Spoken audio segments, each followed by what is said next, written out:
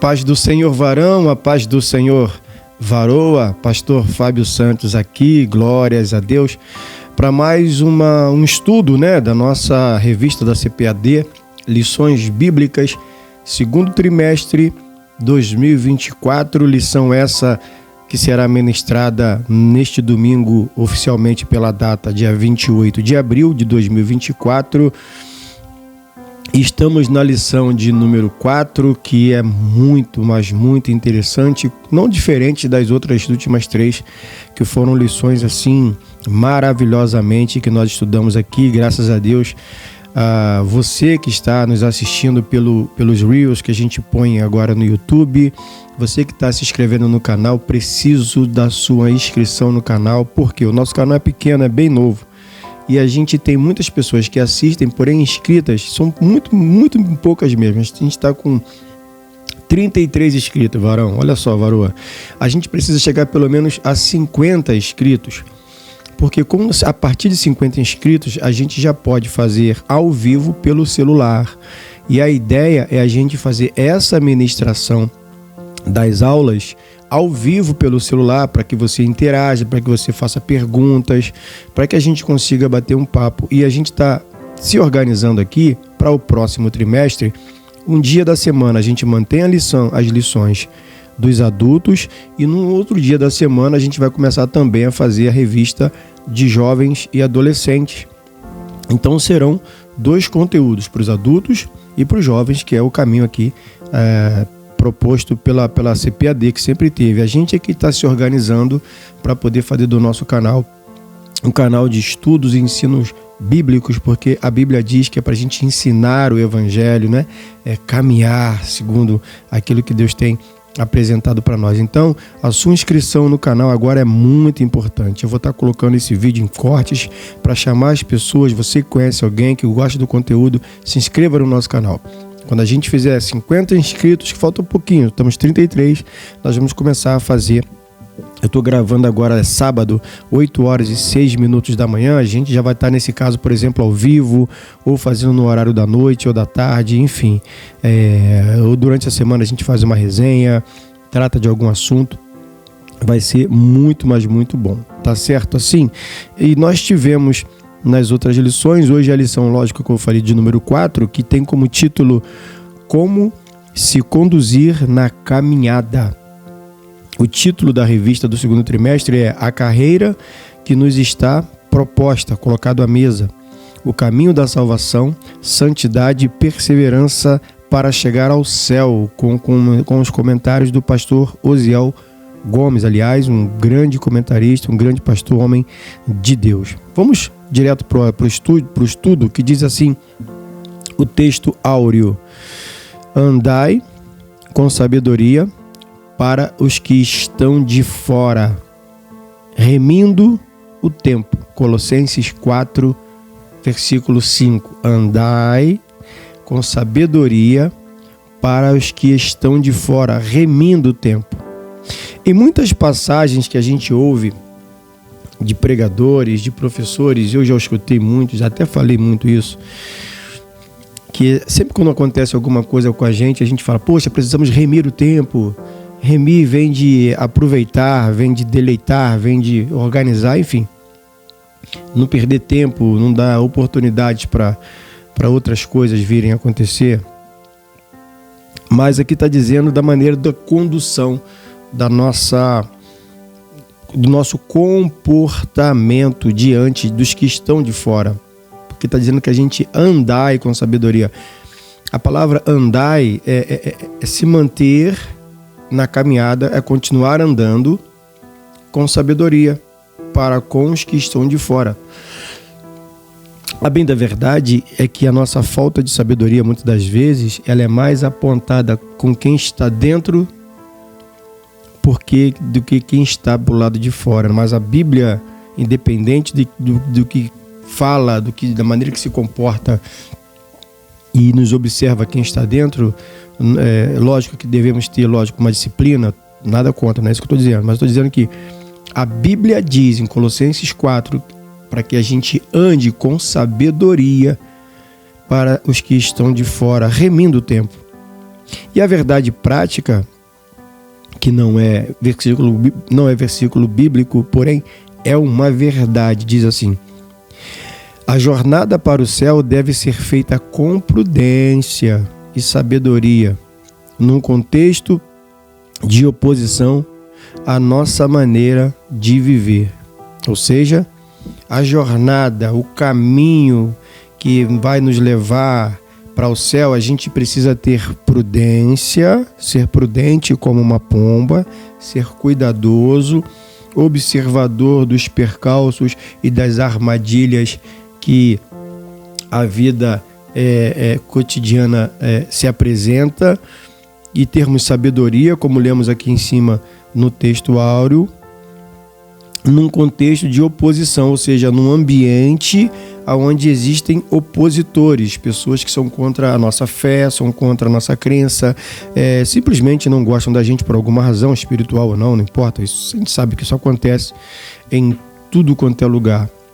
Porque vejam só, a gente sabe que existem pessoas que nos perseguem, que esperam para ver a gente cometer o mínimo erro para apontar e dizer: olha, é crente?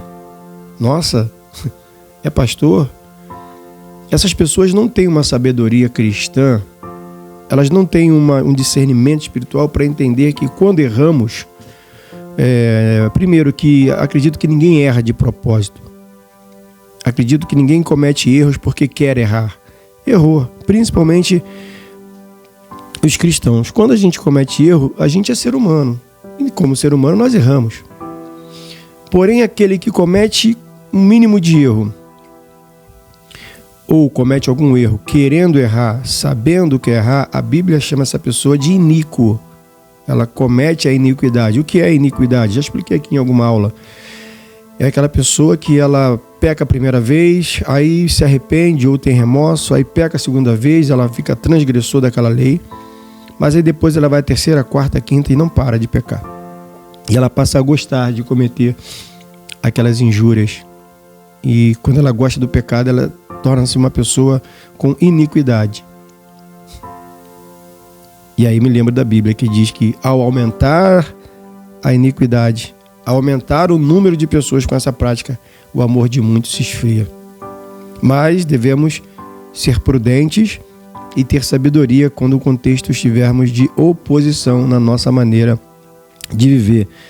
A forma que a gente vive, que a gente trabalha, que a gente ri, que a gente brinca, que a gente faz, isso incomoda pessoas e eles vão se opor a nós, eles vão de alguma forma tentar nos tirar do caminho ou esperar ou provocar situações para que a gente venha cometer erros, né? Então vamos agora aqui para leitura bíblica em classe. Hoje é pequenininha, né, a leitura.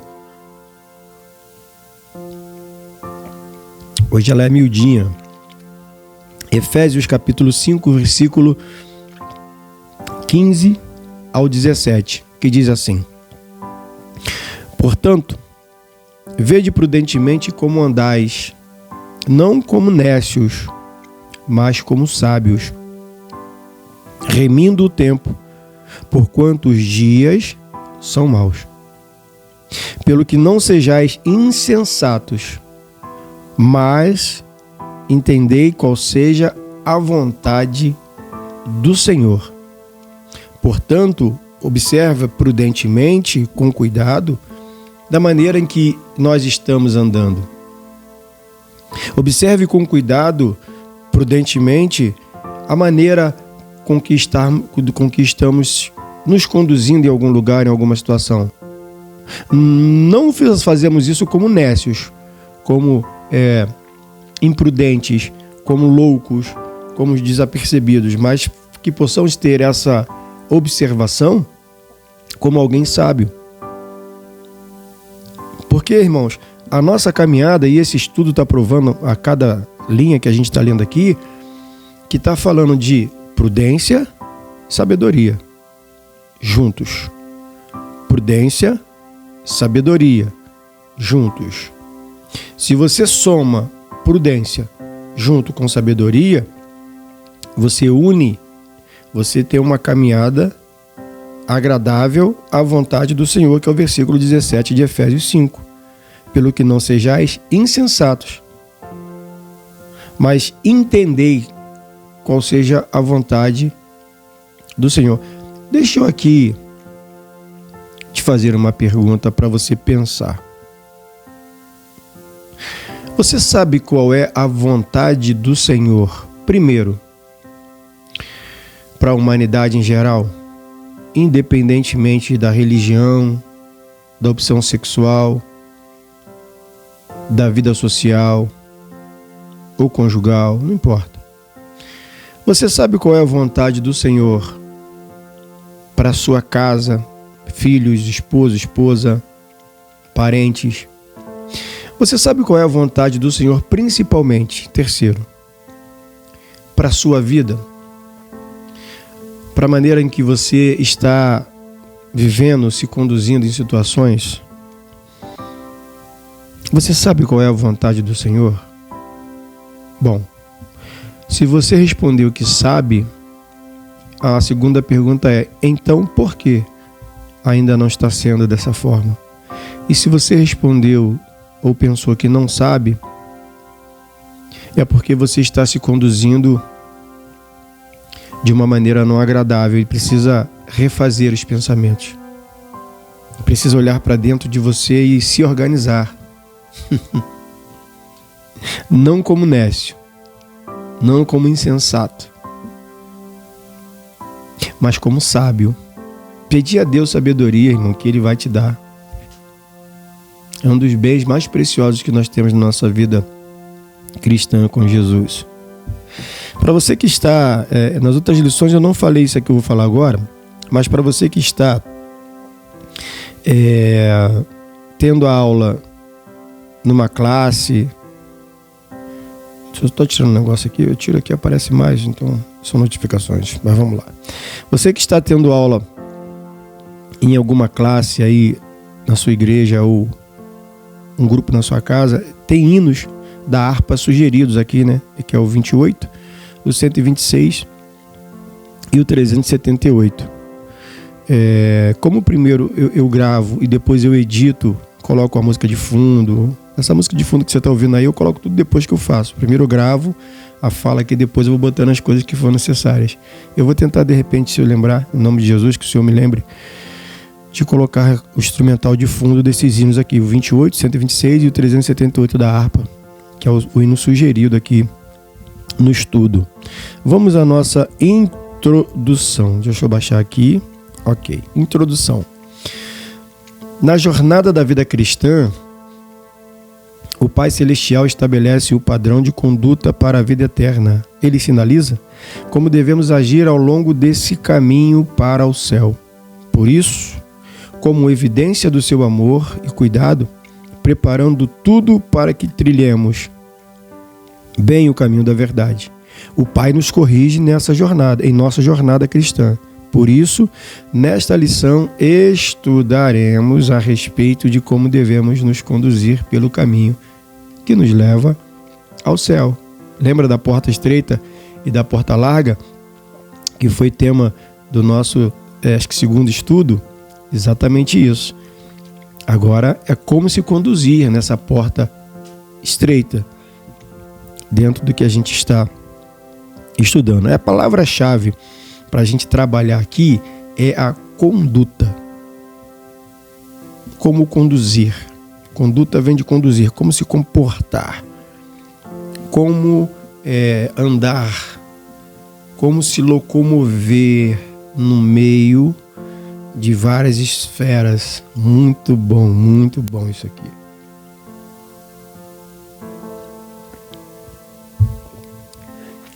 Vamos lá.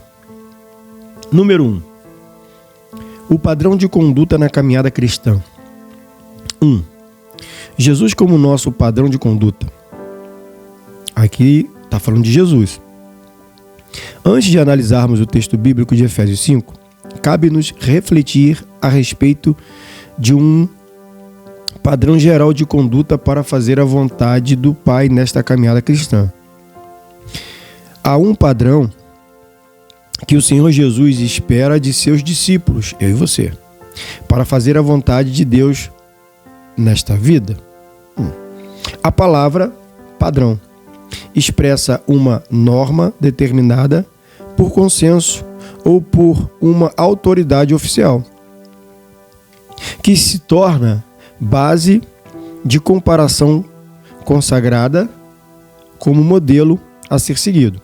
O Senhor Jesus ensinou o seguinte: porque eu vos dei exemplo, para que, como eu vos fiz, façais vós também. João capítulo 13, versículo 15. Se você abrir a Bíblia aí em João capítulo 13, versículo 15, fala de Jesus ensinando isso. Eu vos dei exemplo, faça da maneira como eu fiz. Ora, esse texto expressa que ele é o nosso modelo de conduta. O nosso padrão de vida, sim, há um padrão de conduta que tem como base o nosso Senhor. E quem deseja fazer a vontade, olha, falando da vontade, para você que talvez não sabe a vontade, deseja fazer a vontade de Deus neste mundo, deve olhar para Jesus, o autor e consumador da nossa fé. Hebreus 12, 2. Ou seja, Jesus deixou a vida dele, a forma dele se comportar, a conduta dele, como um dos maiores exemplos para nós, irmãos. E frases mundanas, frases seculares dizem: nem Jesus agradou todo mundo. Isso, mal interpretado, nos faz andar de uma maneira onde a gente não se preocupe em andarmos em uma vida digna, reta e correta, diante de situações e diante de pessoas que são opositoras nossa. Porque Jesus não veio na terra para agradar todo mundo, irmãos, nem para desagradar. Ele veio para uma missão. E quando você vem para uma missão, os que são adeptos, os que são os que veem bem a sua missão, eles andam com você, mas os que são opositores é porque não concordam com aquilo que você está fazendo. Então é natural, nesse caminho, a gente não agradar alguns e essa frase começar a permear e fazer parte da nossa vida, que é um grande erro. Jesus não agradou a todos, mas ele veio para salvar a todos e ofereceu a salvação, ele ofereceu o reino. Quem quer, quer. Quem não quer, não quer. Aquele rapaz: Senhor, o que eu faço para... Vende tudo que você tem, dá para os pobres, vamos embora. Rapaz, não dá não, tá, vamos embora. Jesus não ficou batendo na porta dele lá: vamos pro culto. Não, a palavra tá aí, se quiser, tô aí, você vai me encontrar por aí. Não fica bajulando. Entende? E se ele foi e deixou a forma dele se conduzir nessas esferas, a conduta correta, que é a vontade de Deus, então a vontade de Deus para eu e você é que a gente venha se comportar, conduzir a nossa vida, a nossa caminhada, exatamente como Jesus deixou como exemplo. Em situações, brigava, dava chicoteada quando via coisas erradas no templo. Em situações, abraçava. Em situações, não dava muita atenção contra quem queria ver ele pelas costas. Não dava atenção contra aqueles que queriam ver ele sendo espreitado, como na situação daquela mulher adúltera. Por outro lado, ele entendia o problema de um, e quando ele saía daqui para resolver um problema lá, ele não deixava de parar no meio do caminho para cuidar dos que apareciam para serem ajudados. Entende? Então, com isso, ele era xingado, ele era falado, mal falado, bem falado, mas a sua forma de lidar e de ser era única. E é dessa maneira que Deus quer que a gente se comporte. Número 2, fazendo a vontade de Deus. Como filho de Deus, Jesus procurou agradar ao Pai na jornada desta vida, fazendo sempre a sua vontade. João 4, 34, 6, 38, 17, 4. Não por acaso, nosso Senhor nos incentivou a buscar a vontade do Pai em oração. que ele ensinou aos discípulos. O Pai Nosso, que está em Mateus capítulo 6, e Mateus 26, 39, Mateus 6, 10, e repete-se lá em Mateus 26, 39 e 42. Aos olhos humanos, parece muito difícil andar no padrão divino com Cristo, ou melhor, no padrão divino de Cristo. Aos olhos humanos, parece muito difícil andar no padrão divino de Cristo. Entretanto, isso é possível quando buscamos auxílio do alto, conforme oração ensinada por ele em Mateus 6, do 9 ao 13. Logo, o cristão que deseja ir para o céu procura fazer a vontade de Deus, deixando de lado, olha que lindo, o caminho do egoísmo, do orgulho e da vaidade, procurando se aproximar e praticar a lei de ouro ensinada pelo nosso Senhor. Tudo o que vos quereis que os homens vos façam, fazei-lhe também vós. Então, fazer a vontade de Deus é quando a gente busca com entendimento, com sabedoria, esse comportamento. Porque olha o que está escrito aqui. Não por acaso nosso Senhor nos incentivou a buscar a vontade do Pai em oração. A vontade de Deus acontece na nossa vida quando a gente, em oração, busca diante de Deus aquilo que é para ser feito. Ontem, na sexta, eu fui pregar em um culto e eu falei alguma coisa sobre isso. Eu falava de Moisés, da intimidade de Deus com Moisés. Vejam só. Moisés, ele quando ele subiu ao monte, ele perguntava a Deus o que é que ele tinha que fazer com o povo aqui embaixo. Então Deus dava a instrução, ele descia do monte para estar com o povo.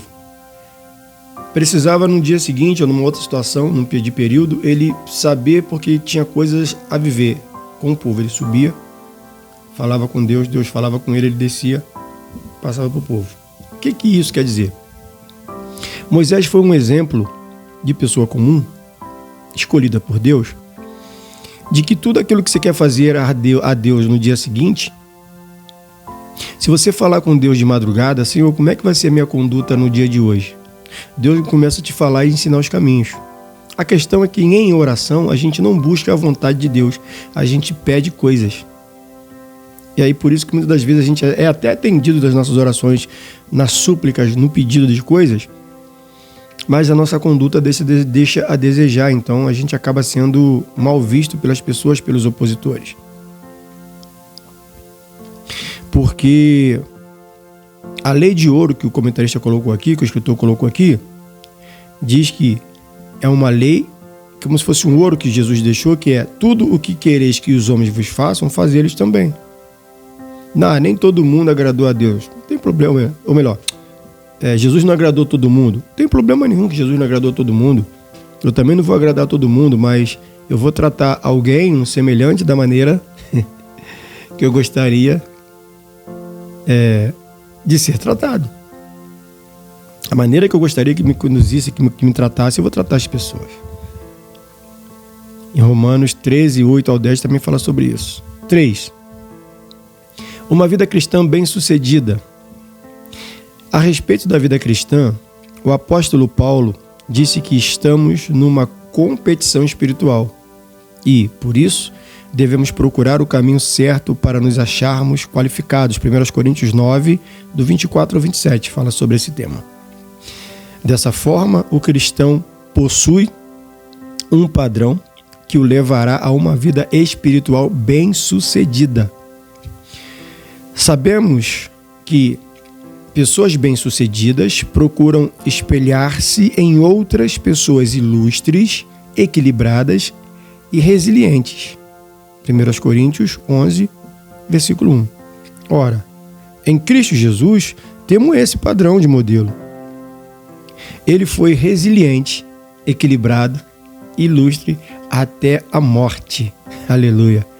De modo que o apóstolo Paulo escreveu sobre o nosso Senhor, exortando que o imitássemos, de sorte que haja em vós o mesmo sentimento que houve também em Cristo Jesus. Pessoas bem-sucedidas olham para um político que se deu bem, para um artista que se deu bem, para um músico que faz sucesso, que está estourando, um jogador de futebol, o tal do ídolo, né? Nossa, fulano é minha referência. Porém, Jesus já é tudo isso. A gente não precisa ter que olhar para um pregador famoso e acreditar que eu vou pregar igual a ele. Olhar para um professor de teologia, ou seja quem for, renomado, muito bom, erudito, com boas falas, palavras sofisticadas. Se eu tenho Jesus que já é tudo isso. Não que eu não deva observar e nem admirá-los, e talvez nem imitá-los, mas quando eu faço toda essa admiração através de Jesus, quem são essas outras pessoas na fila do pão? Quem é? Não é ninguém. Ai, que vontade de continuar, porque o tempo não permite. É só uma leitura básica aqui para o vídeo. E a gente não pode passar de 1 hora. Mas dá vontade de falar tanta coisa aqui, fica 2, 3 dias. Mas tudo bem, vamos para o capítulo 2 aqui do estudo. Fazendo a caminhada com prudência e sabedoria. Número 1. O que é prudência? Vamos aprender agora o que é prudência? Podemos dividir o capítulo 5 de Efésios em 3 partes. Primeiro, a caminhada do cristão em amor. Efésios 5, do 1 ao 14. 2. Uma caminhada sábia. Efésios 5, do 15 ao 17. E 3. Uma trajetória cheia do Espírito Santo. Efésios 5, do 18 ao 33. Amém? Ok? Então vamos lá. Aqui nos deteremos na segunda parte de em Efésios 5. O apóstolo ensina a respeito da caminhada do cristão neste mundo. Neste capítulo, a palavra prudência se destaca. De acordo com o Antigo Testamento, a palavra prudência tem conotação de compreensão e discernimento, Provérbios 9:9. Então, no Antigo Testamento, a palavra prudência quer dizer, no Antigo Testamento, alguém que compreende alguma coisa e discerne qual decisão, qual caminho. Isso tem a ver com lucidez, com temperança. Interessante isso aqui. Em Provérbios 9, versículo 10, quando se diz que o justo crescerá em prudência, o termo traz a ideia de ensino, instrução e capacidade para ensinar. Fala especificamente ou basicamente do professor, do líder, do gestor. No Novo Testamento, a palavra remete a algo que Deus derramou sobre nós. A diferença agora no Novo Testamento. Ou seja, toda a prudência, entendimento, conhecimento e amor à verdade de Deus. Efésios 1:8. Então, podemos conceituar prudência como virtude que nos permite agir com cuidado, moderação, diante de situações desafiadoras. Olha o que a gente falou no início do estudo, no tópico de cima. É uma razão prática que nos permite discernir entre as escolhas mais adequadas para fazer o bem. Provérbios 16:16, Tiago 5:17. Aliás, Tiago 5:17 é muito forte, né? Aquele que, podendo fazer o bem, não faz, esse está pecando. Então, o que é prudência? No Antigo Testamento, tem a ver com compreensão e discernimento. No Novo Testamento, é algo que foi liberado, derramado por Deus, que nos dá toda prudência, todo o cuidado e entendimento nos dá toda uma capacidade para ensinar com cuidado, com diligência, as coisas que Deus tem e quer para as pessoas e para nós também. Vamos para o número 2. Não andeis como nécios. Primeiro, o que é prudência. Agora, 2, não andeis como nécios. O apóstolo Paulo diz que não devemos andar como nécios, cujo o adjetivo azofos traz a ideia de alguém insensato, tolo, ignorante e embotado. Lucas 24, 25 traz essa história.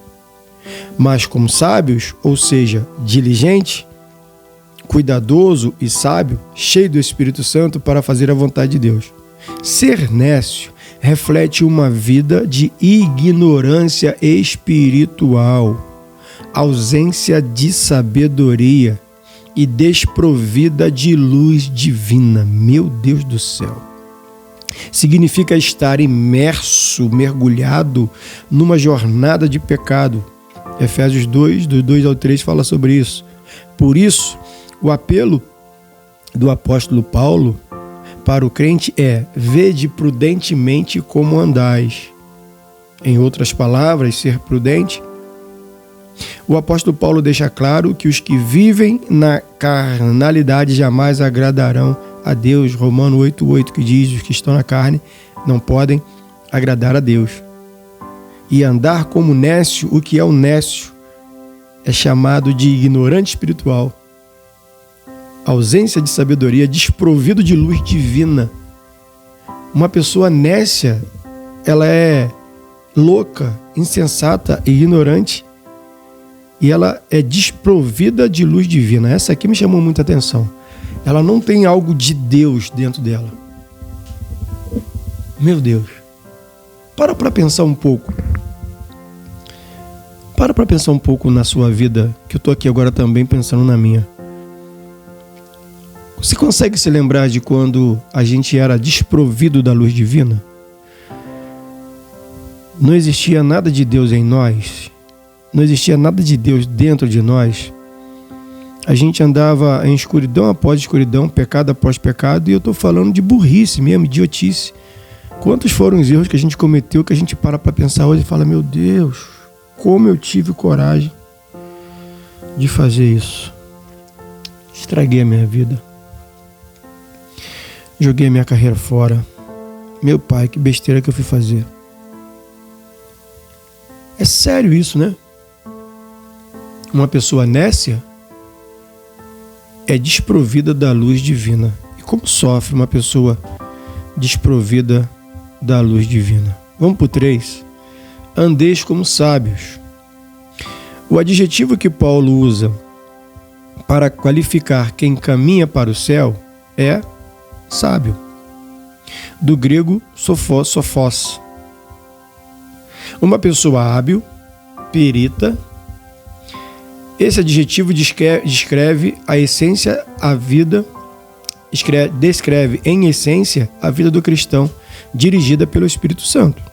Ora, os que andam no Espírito caminham na luz, na santidade e têm sabedoria. Por meio da luz divina que habita o crente, seu andar é com discernimento, sabedoria. Com discernimento. A sabedoria realmente o faz distinguir entre o que deve ou não deve fazer. Há um compromisso de jamais voltar à conduta antiga do mundo. Contudo, é relevante compreender que essa sabedoria não é humana, não surge de cursos acadêmicos, ela é espiritual. Vem de cima. Por meio dessa sabedoria, andamos em santidade. Hebreus 12, 14. E nos tornamos semelhantes a Jesus Cristo. Ou seja, andar como nécio está desprovido da luz. Agora, andar como sábio é estar cheio do Espírito Santo, é ter a vida dirigida pelo Espírito Santo. Quando você invoca a presença de Deus, para o que é que você pede tanto a presença de Deus? É para Deus ser a sua companhia de você conversar com Ele, ou para você se valer da amizade que você tem com Deus e começar a pedir coisas a Deus? Na pregação de ontem eu falava sobre isso. Muita gente dobra o joelho e pede a Deus, pede. Não é errado pedir, a Bíblia manda pedir, mas ninguém quer ser amigo de Deus simplesmente para conversar com Deus e não pedir nada. Imagine, eu vou trazer esse exemplo aqui de uma maneira bem simples, com pessoas conhecidas no nosso meio. Vamos colocar aí o Zico, ou o Romário, vamos colocar aí o Neymar, vamos colocar aí o Bolsonaro, o Lula, sei lá, alguém famoso com muito dinheiro, que é seu amigo, se tornou seu amigo, gostou de você, então você frequenta a casa dela, enfim. Será que todas as vezes em que a sua luz atrasar, você vai atrás desse amigo só porque ele tem dinheiro? E os seus outros amigos da favela, da rua que você foi criado? Você tem outros amigos além desses ricos. Mas, e por que também permitir que todas as vezes você permite a luz atrasar sabendo que tem um amigo rico? Então a gente começa a andar, percebe a ideia? De uma maneira não prudente, porque se der algum problema o meu amigo vai resolver. E não é assim. Andar com prudência e ser cheio do Espírito Santo é saber que, independentemente da minha vida, Ele está comigo, me guiando, me direcionando. Se por um acaso a minha luz atrasa, se por um acaso alguma dificuldade eu tenho, esse amigo, por estar perto dele e observar como ele resolve as coisas, eu vou ter a luz dele em mim para resolver os meus problemas. Caso eu não consiga, eu vou a ele e peço uma orientação de como resolver, não para ele resolver.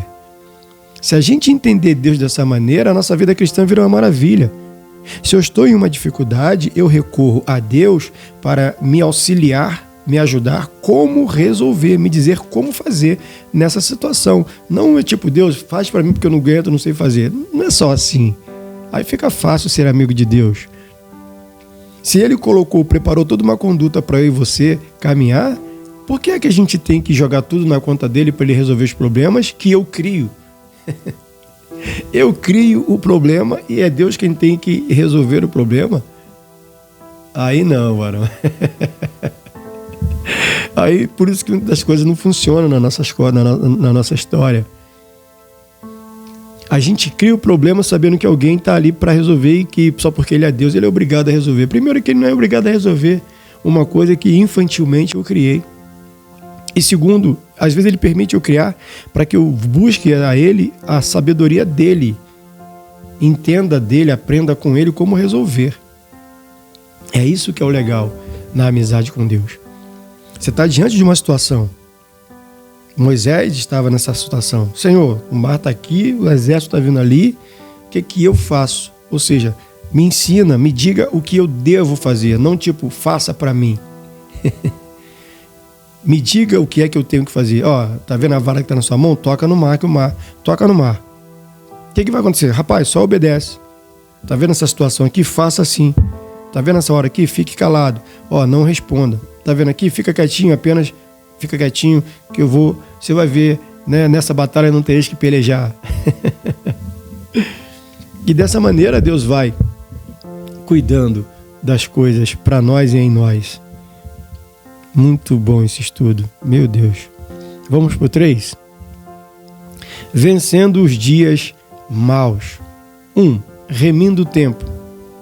O versículo 16 de Efésios 5 apresenta o verbo remir como tradução do grego echagorazó. Deve ser assim que fala, né? Ele possui 2 sentidos. O primeiro é redimir e o segundo é resgatar do poder do outro pelo pagamento de um preço. 2. Comprar para uso próprio.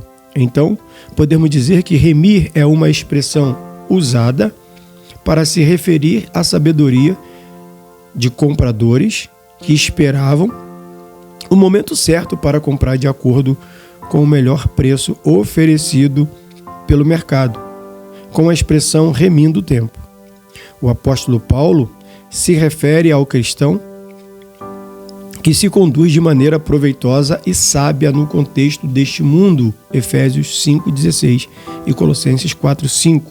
Então, remir o tempo é aquele comprador que observa e faz tudo na hora certa. E como saber que eu preciso fazer tudo na hora certa? Preciso estar cheio do Espírito Santo.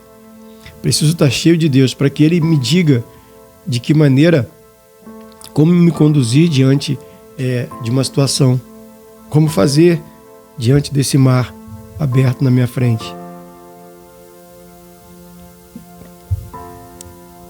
Dois, remindo o tempo e a volta do Senhor. Quando se falava a respeito de remir o tempo, entre os cristãos primitivos, estes tinham em mente a iminência da segunda vinda do Senhor Jesus. Ou seja, esse esperado acontecimento poderia acontecer a qualquer momento, em 1 Coríntios 15, 51.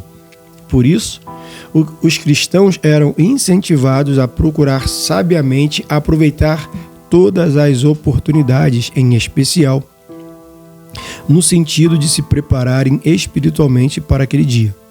Assim, a perspectiva da eminente volta do Senhor faz com que não percamos tempo com coisas banais. Antes, nos exorta a viver de maneira sábia, santa e piedosa, pois o Senhor Jesus pode voltar a qualquer momento. 1 Tessalonicenses 4,15. Remir o tempo e a volta do Senhor quer dizer para eu e você que somos incentivados a procurar com sabedoria, a aproveitar todas as oportunidades. Num curso de evangelismo,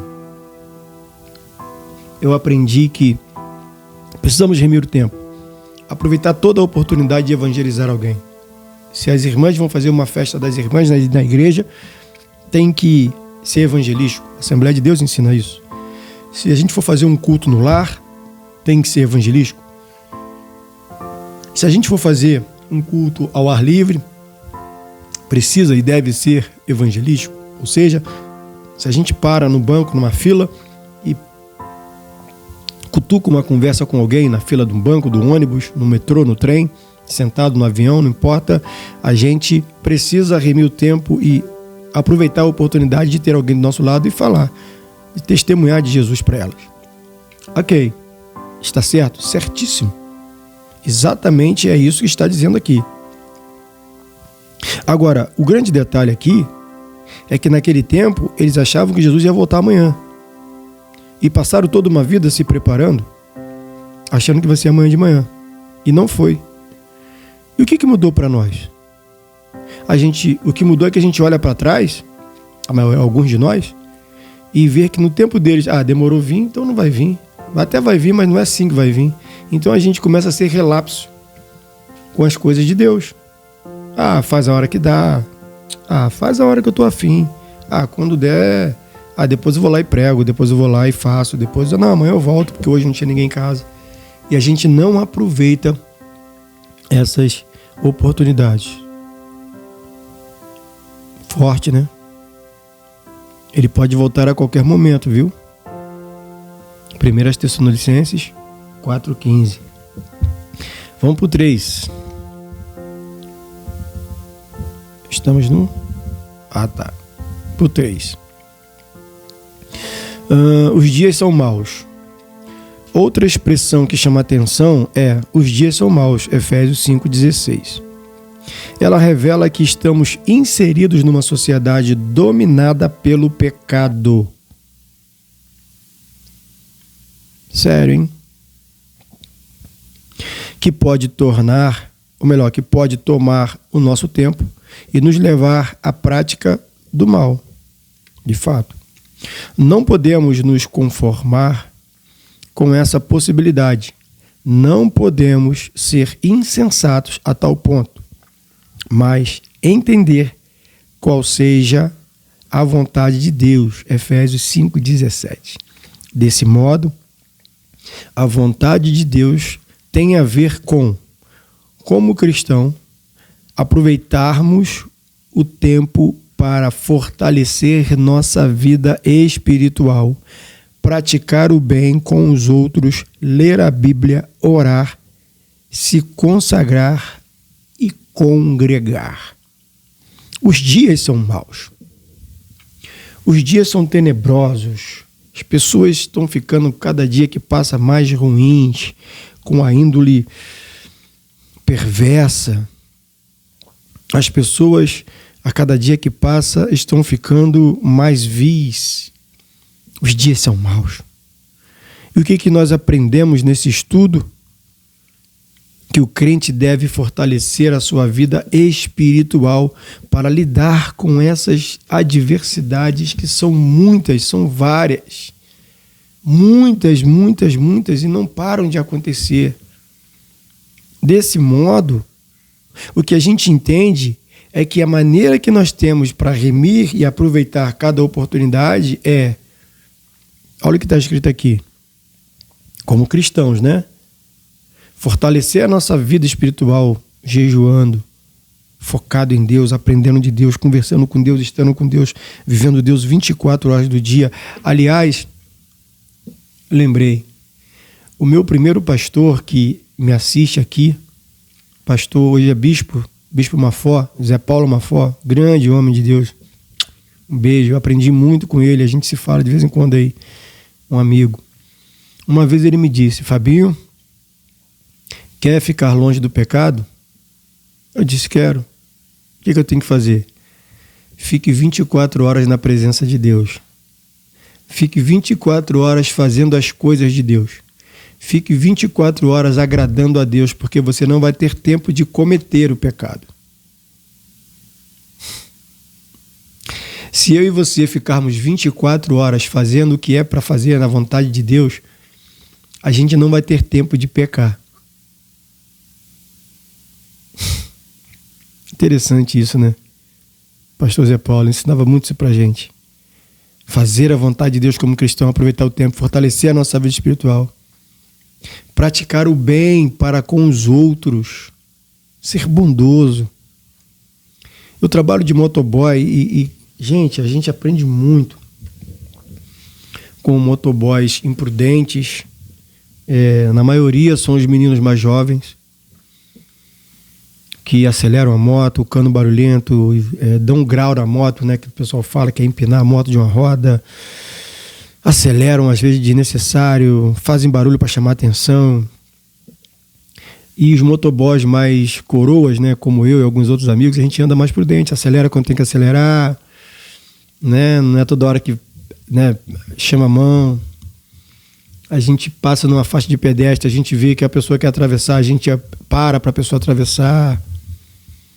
A gente trata bem o cliente quando a gente deixa lá a sua encomenda, às vezes até atrasado e sabe que ele vai reclamar, ou então às vezes mais cedo, porque ele achava que ia demorar mais. Mas eu particularmente, bom dia, boa tarde, poxa, muito obrigado por você ter recebido o produto, viu? Tá tudo bem, que Deus abençoe, tenha um bom feriado, tenha uma boa noite, tenha um bom dia, que Deus abençoe muito a sua vida. E ali a gente sai profetizando na vida das pessoas. Eu particularmente, como pastor, para alguém no sinal e conversa alguma coisa, na hora de ir embora, todo mundo dá uma buzinada, né? Eu já digo, Deus te abençoe. Eu já libero palavras para a vida dessas pessoas. Como cristão, aproveitarmos o tempo para fortalecer a nossa vida espiritual, praticar o bem para com todos, ler a Bíblia, orar, ou melhor, esse ler a Bíblia, eu particularmente não tenho lido a Bíblia por conta da correria, mas eu escuto a Bíblia. Eu não ouço mais música, é difícil às vezes ouvir música no celular. Eu sempre ponho a Bíblia em áudio e fico ouvindo a Bíblia em áudio. E orar sempre aqui na minha sala, aqui de madrugada, sempre que tenho oportunidade, estou aqui de madrugada, quase todos os dias falando com Deus. A consagração, irmãos, o jejum, se separar para Deus, como fez Esther, como fez Daniel, entre outros. Eu ensinava ontem lá na igreja, na pregação, na igreja que eu fui pregar, que o jejum não é para receber dádivas, não é para receber coisas. O jejum é para obter de Deus resposta. Lembra que a gente falou aqui no início que quando a gente busca o Espírito Santo, ele está com nós, ele nos orienta de que maneira a gente deve se conduzir, ele nos mostra o caminho da maneira em que a gente deve se comportar. A consagração é para isso. A gente deixa de ser carnal, a gente é muito menos carnal, a gente é muito menos alma e muito mais espiritual. Então, quanto mais espiritual a gente for, mais perto de Deus a gente está. E quanto mais perto de Deus a gente está, mais respostas de Deus a gente tem para nos conduzirmos com sabedoria nesse mundo onde os dias são maus. Então, congregar, então, nem se fala, porque aqui está em último, mas é um dos mais importantes. Se você fortalece a sua vida espiritual, faz o bem para as pessoas, lê a Bíblia, ora e se consagra, o congregar é muito mais fácil. Tá certo? Vamos aqui à conclusão do nosso estudo, que estamos chegando ao finalzinho. Diz assim, conclusão. Em nossa caminhada para as mansões celestiais, precisamos seguir o padrão divino, isto é, as normas determinadas pelo Pai, que estão inseridas em sua palavra, segunda carta a Timóteo 3,16. É preciso viver sábia e prudentemente, aproveitando bem as oportunidades de fazer o bem, e não deixarmos-nos dominar pelos dias maus, na certeza de que a vinda do Senhor se aproxima, e isso nos incentiva de maneira santa. Hebreus 12, 14. Aí vem aquelas 5 perguntinhas aqui do revisando o conteúdo que você vai fazer aí na sua escola com seu professor, e a revista de professor, que tem muita coisa boa para o professor continuar estudando, livros aqui, revista para você entrar com QR Code e ter acesso, muito bom, muito bom. E dessa forma encerramos o nosso estudo hoje, o nosso quarto, estudo do segundo trimestre da revista da CPAD, que tem como título A Carreira que nos está proposta, o caminho da salvação, santidade e perseverança para chegar ao céu, com o estudo número 4 de como se conduzir na caminhada do dia 28 de abril. Tá certo? Nós vamos encerrar por aqui. O nosso próximo encontro na próxima semana é o estudo de número 5, que fala os inimigos do cristão. Vale a pena você aguardar aí, ficar na expectativa e observe durante a semana aí que nós vamos colocar os reels aí, os cortezinhos aí para você estar aproveitando e liberando nos seus grupos de WhatsApp. Até aqui agradeço a você pela paciência, que Deus abençoe por demais a sua vida. Temos um dia abençoado em nome de Jesus e até a próxima.